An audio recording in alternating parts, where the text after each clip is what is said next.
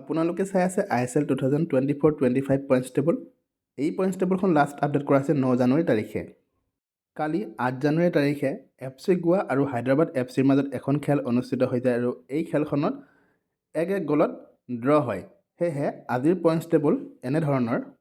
1 number আছে মোহন বাগান, 14 match খেলিছে 32 পইণ্ট।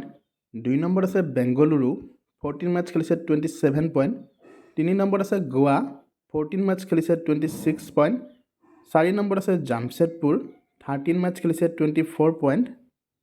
5 নম্বৰ আছে মুম্বাই চিটি, 14 মেটচ খেলিছে 23 পইণ্ট।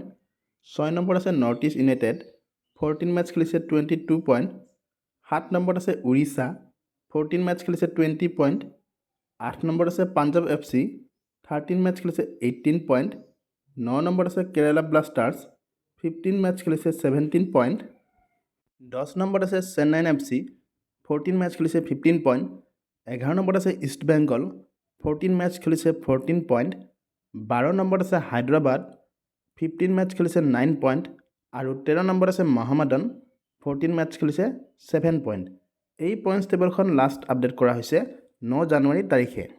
এনেধৰণৰ ISLৰ ডেইলি পইণ্টছ টেবলৰ আপডেটবোৰ পাই থাকিবলৈ প্লিজ ছাপোৰ্ট কৰি যাব আৰু চেনেলটো ছাবস্ক্ৰাইব কৰি দিব।